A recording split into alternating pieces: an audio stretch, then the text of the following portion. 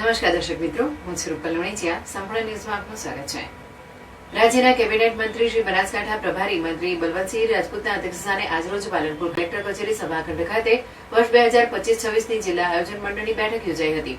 બનાસકાંઠા જિલ્લાના 12 તાલુકા અને 6 નગરપાલિકા માટે 15% વિવેકાધીન, 15% આદિજાતિ, 15% પ્રોત્સાહક જોગવાઈ તાલુકા કક્ષા અને નગરપાલિકા કક્ષાના તાલુકાવાર અને નગરપાલિકાવાર રજૂ થયેલ આયોજન મંચાળે લઈ રજૂ થયેલ વર્ષ 2025-26ના કુલ 1,004 લાખના 754 વિકાસના 1,704 લાખના 754 વિકાસના કામોને સરકારની ગાઈડલાઈનને ધ્યાનમાં રાખીને મંજૂર કરવામાં આવ્યા હતા. જેમાં દાંતા તાલુકાના 157.15 લાખના 100 કામો, ધાનેરા તાલુકાના 125 લાખના 70 કામો, વાવ તાલુકાના 136 લાખના 50 કામો, દિયોદર તાલુકાના 125 લાખના 49 કામ, ભાભર તાલુકામાં 144.33 લાખના 56 કામ, સુઈગામ તાલુકાના 106.50 લાખના 42 કામ, દાંતીવાડા તાલુકાના 138 લાખના 69 કામ, પાલનપુર તાલુકાના 151.75 લાખના 55 કામો, વડગામ તાલુકાના 180 લાખના 103 કામો, ડીસા તાલુકાના 155.50 લાખના 25 કામ,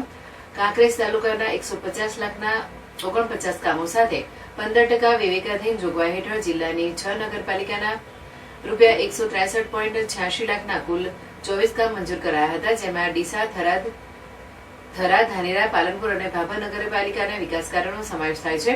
વર્ષ 2024-25ની જિલ્લા આયોજન મંડળની બહાલી અપેક્ષાએ રૂપિયા 73.25 લાખના કુલ 28 કામોના સૂચન ફેરને મંજૂરી આપવામાં આવી હતી. બેઠકમાં અધ્યક્ષ સ્થાનેથી જિલ્લામાં શરૂ ન થયેલ તથા પ્રગતિ હેઠળના તમામ કામોની સંબંધિત અમલીકરણો સાથે વિગતવાર સમીક્ષા કરવામાં આવી હતી. મંત્રીએ ગ્રાન્ટ લેફ્ટ ન થાય અને સમય મર્યાદામાં તમામ વિકાસના કાર્યો પૂર્ણ થાય તેમ સૂચન કર્યું હતું.